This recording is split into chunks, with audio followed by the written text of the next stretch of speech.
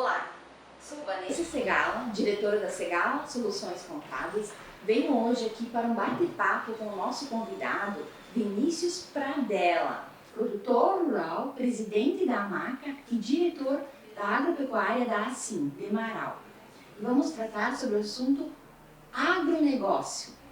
Eu agradeço o convite, Vanessa.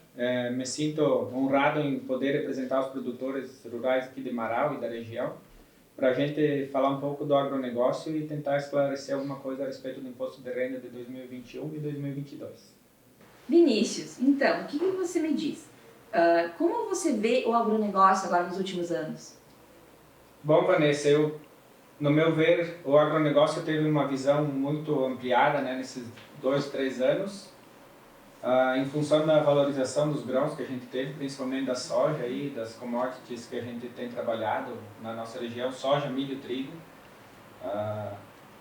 Uma questão assim que também é muito visada pela Receita Federal, como os produtores rurais tiveram um acréscimo grande na questão da renda, então está bem visível para alguma operação da Receita Federal em cima desses produtores. Em virtude do valor, né? Em virtude do valor das commodities, então hoje a gente tem um privilégio de vender os produtos num preço melhor, mas também tem uma contrapartida que os custos nossos dessa última safra e para as próximas safras está bem fora do normal. Que reflexos deu no agro a questão da pandemia? Muito se pensa que o agro foi beneficiado na questão da pandemia. Eu acredito que não foi somente beneficiado. A gente, talvez, todo mundo sabe que o agro não parou e não deve parar, né? Muito se fala isso, mas talvez não seja realidade. As atividades do agronegócio não têm como ser paralisadas, né, independente se for pandemia ou não, porque muita coisa que você deixa de fazer hoje, amanhã você não consegue mais fazer. Então é uma sequência de atividades que devem ser desenvolvidas. E uma também porque a agricultura ou o agro em si é a base, né, da cadeia, né? Hoje, quando a gente fala em agronegócio, talvez para a nossa região, a gente tem que englobar junto as pequenas propriedades, né? Porque tem muita gente que, quando se fala em agronegócio, eles acabam se tirando fora por ser uma pequena propriedade ou por trabalhar basicamente na agricultura familiar. Hoje a gente sabe que cerca de 80% dos alimentos produzidos no país são gerados da agricultura familiar. Então, eu penso, no meu ver, assim, no meu conhecimento, que quando a gente fala em agronegócio, a gente tem que envolver desde do produtor que produz um pé de alface para o seu sustento, até aquele produtor que tem uma grande propriedade, que tem uma produção em massa aí dentro do país. E a gente está também, acho que tem muita instabilidade, a economia está muito estável também, né? Então isso tudo dificulta também bastante. Hoje a gente vive bastante a questão política, né? Tem que tentar trabalhar com a política de fora, de lado, mas a gente não consegue fazer isso aí em função de valorização de dólar, né, perante o real, desvalorização do real. Então, que acaba agregando custo em tudo para o produtor rural, desde insumos, combustível. Hoje, uma questão que se debate muito é a questão da mão de obra no meio rural, a falta de mão de obra. E antigamente se pensava que a mão de obra podia ser uma mão de obra com pouca qualificação. Hoje a gente tem propriedades aí com bastante tecnologia dentro da propriedade, né? Independente se for na questão de grãos, de avicultura, que a nossa região é muito forte, né? Então, a mão de obra tem que ser cada vez mais especializada. Hoje a gente não tem nem a mão de obra barata e nem a mão de obra cara. Hoje a gente tem a falta dos dois tipos de mão de obra. Talvez não em falta de funcionários, mas em falta de pessoal ter a vontade de trabalhar e se dedicar, porque vagas de emprego no meio rural, talvez, ou de serviços para quem tem vontade de trabalhar, tem bastante.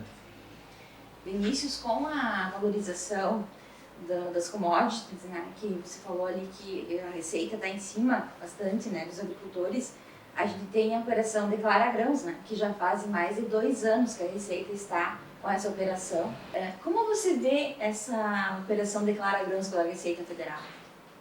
Bom, Vanessa, eu penso assim que talvez quem já se escapou da operação Declara Grãos até hoje, que tente fazer um planejamento aí futuro que converse com o escritório de contabilidade, talvez de sua confiança, ou aqui propriamente com o Segala, que é bem especializada na questão de produtores rurais, a respeito do planejamento aí para tentar se escapar da operação, porque a partir do momento que tu é pego na operação de declara grãos, como aconteceu com nós, a gente é um exemplo disso, então as coisas ficam mais complicadas, porque tu tem penalizações, tem multas e acaba tendo que declarar 5 anos para trás do momento que foi pego na operação. Justamente porque o valor também é pequeno, né? Isso. Porque quem é obrigado a declarar hoje é acima de 140 mil. Né? Então veja que isso aí, 140 mil, com o preço do soja, dá quantos sacos de soja hoje? Hoje não precisa 1.000 sacos de soja para ser obrigado a declarar. Então veja que isso aí atinge até o pequeno, como tu falou ali. Né? Então, hoje em Marau a gente tem cerca de 1.300 inscrições estaduais, né, de produtores rurais ativas. Então se a gente for a fundo aí de fazer um levantamento, praticamente todas as propriedades seriam quase que obrigatórias a fazer a declaração. Então hoje quem está fora, provavelmente dentro de pouco tempo deva ser pego na declaração, né, pela Receita Federal, que hoje pelo CPF do produtor ou independente pela inscrição estadual, você tem toda a movimentação de receitas, de vendas e compras de cada pessoa. Então faça seu planejamento, né, acredito de fazer um planejamento e buscar, né, conhecer mais. A gente, de momento a gente tem um susto quando diz que precisa fazer uma declaração de imposto de renda, mas desde que seja bem planejado a gente acaba tendo mais benefícios do que penalizações. Na realidade, o que o agricultor tem que ter em mente? Que ele, a partir de agora, ele vai ser tratado como se fosse um empresário rural, ou seja, como se fosse um empresário que nós temos hoje na cidade também. Isso. Paga o seu imposto mensal. Tu não vai pagar mensal? Não, mas tu tem que fazer a computação que dentro dos custos dele, além da agricultura, ele tem mais o custo do imposto que ele vai acertar a conta no ano seguinte. É esse planejamento que ele tem que fazer, né? Eu penso que desde que seja bem planejado, a gente consegue administrar aí, né, essa questão do imposto de renda. Você fazendo um planejamento anual, aí talvez a gente acabe até que se escapando de pagar o tal do imposto de renda, que muita gente, quando a gente fala assim, principalmente em conversas entre produtores, conversas de bodega que a gente costuma falar, que a gente acaba se assustando da questão, mas hoje a movimentação dos produtores rurais, independente se for área de cultura de grãos, a gente tem bastante integrados de suinocultura, avicultura aqui em Marau. A produção de leite também hoje é bem expressiva, né? O município de Marau é um dos maiores produtores do estado. Então, cada vez mais a Receita Federal vai ficar de olho na região, nos produtores, enfim, do município, da região, enfim, qualquer CPF ou inscrição estadual que seja ativa. Isso aí. Vanessa, qual a sua orientação para os produtores rurais agora nesses últimos dias de 2021, pensando no planejamento tributário aí da Receita Federal para 2022? O que nós da Segala Soluções Contábeis estamos orientando o agricultor? Ainda falta um mês, mais ou menos, né? Vamos dizer assim, para terminar o ano. O que deve ser analisado nesse momento? Com nós ou com o seu escritório, enfim, a nossa orientação é que sente com o seu contador e revise toda a tua receita e veja os teus custos que está até o momento. Receita, talvez muitas coisas já tenham vendido, não tem mais o que vender, né? Porque praticamente só se algum negócio tem que pagar alguma conta, geralmente nesse sentido que ele efetua a venda, né? Mas daqui a um pouco ele está pensando em algum investimento, pensou para o próximo ano, mas ele vem fazer essa demonstração aí, tá vendo que está tendo uma receita, já se faz uma prévia apuração de imposto. O que a gente pode fazer? Se ele conseguir fazer investimento e que a nota, mesmo que ele financie esse investimento, não precisa pagar esse investimento, mas se a nota sai ainda como esse ano, ela torna-se uma despesa do ano. Então daqui a um pouco ele pode, pagava X valor, daquele valor ele pode se isentar, faz a declaração e não havendo imposto a pagar lá em abril. Isso é uma forma de planejar esse último mês que falta para findar o ano ainda. Isso é pensando, Vanessa, para o ano de 2022, talvez para quem ainda não faça a sua declaração de renda. Como é que vocês orientam a respeito de um planejamento tributário para eles seguirem ou propriamente para quem já está fazendo a declaração para se planejar, para começar a planejar já, não a despesa do ano de 2021, mas já pensando um ano para frente, pensando em 2022. Tá. O que a gente... São duas situações, o que nunca declarou e o que já declara. O que nunca declarou, ele deve levar em consideração o seguinte, que a maioria, às vezes, trabalham em família. Às vezes são irmãos, o irmão tem o seu esposo, os seus filhos, que todos trabalham na economia familiar, que a gente chama, né? Um grupo familiar. Então, o que isso pode ser feito? Pode ser feito um condomínio, pode ser feito uma parceria entre eles, né? Isso já por si só já diminui um monte o imposto. Ah, mas eu tenho, por exemplo, eu tenho integração, a integração é só no meu nome. Mas todos, o meu irmão também trabalha junto, então isso pode ser feito um contrato de condomínio, e tu pode dividir isso aí. Dividir a receita divide entre as pessoas envolvidas no trabalho, na atividade. Então isso é uma forma de quem nunca declarou. Quem já vem declarando, a gente vai já provavelmente ou está fazendo já um condomínio, ou isso já está claro, ou desde que a gente senta para ver, para analisar. Como a gente faz com as empresas hoje. Qual a previsão de colheita de soja no próximo ano, ou trigo, ou enfim, se é integrado, já tem mais ou menos certo quais são os valores mensais, ou cada 40, 60 dias, não sei como, depende dos lotes ali, né? Depende da receita. Então a gente vai com a previsão disso, e qual a previsão? Vai ter algum investimento? Pretende ter algum investimento? A despesa, o custo quase que você já tem meio que certo que vai ser, né? Talvez um investimento, está pensando em um investimento, então ali a gente já começa a se programar para o próximo ano, ou seja, então vamos fazer um investimento. Então com isso aí a gente já apura mais ou menos qual será o resultado que ele vai ter também lá na frente. E se ele faz ou não aquele investimento ainda, né? Que ainda ele dá muito mais tempo dele projetar o 2022 do que esse último mês que falta para o 2021, né? Hoje a gente pensa que, tendo em vista o aumento de custos, né, principalmente para produzir um hectare, independente se for soja, milho ou cultura de inverno, então já vai aumentar um monte a despesa, né, para o produtor rural para o ano que vem. A gente sabe hoje que tem insumos aí que triplicou o preço, tem produtos que passou do triplo o preço, então só nessas compras aí planejadas já vai ser um bom aumento de custo para o produtor, comparar com a receita que vai ser praticamente estável, né, ou comparada com a receita de 2021. E tem um outro porém ali, né, Vinícius, que a gente a agricultura trabalha com regime de caixa.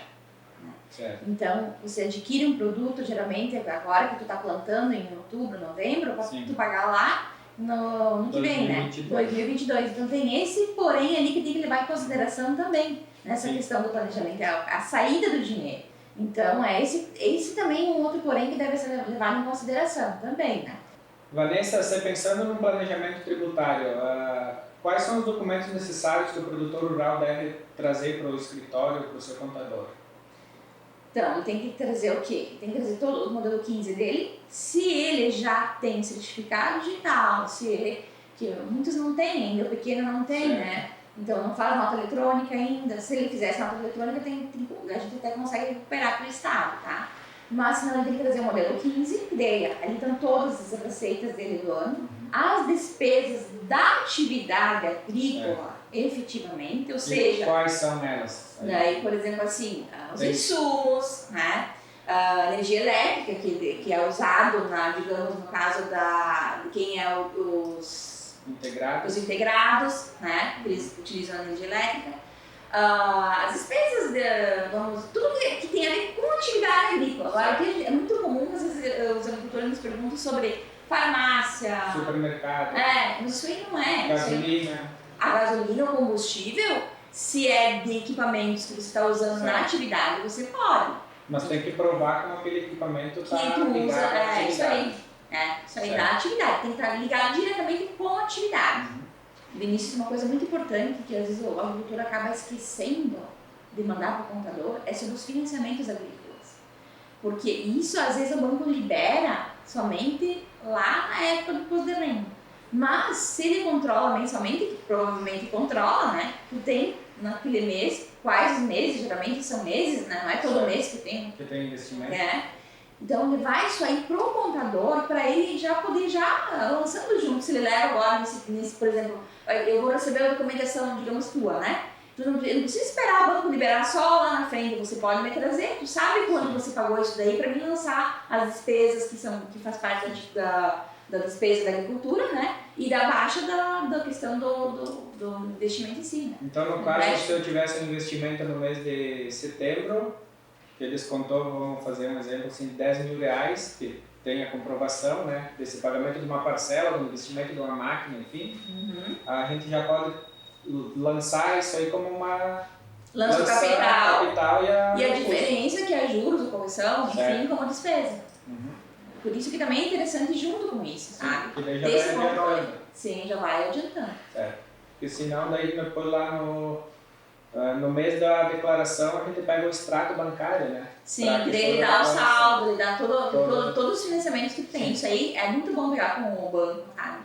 E agora nós temos a história da LGPD, então o banco está direcionando diretamente para o agricultor. Certo. Então fica mais difícil o contador ter que fazer esse meio campo com o banco, porque é uma coisa particular de vocês. Então, e agora com toda essa questão da LGPD, eles dão... Eles têm que entregar somente para o produtor. Então. É, isso aí. Certo. Isso aí. Vinícius, eu agradeço a tua participação hoje aqui, nesse nosso bate-papo aqui. Eu acho que foi muito produtivo, né?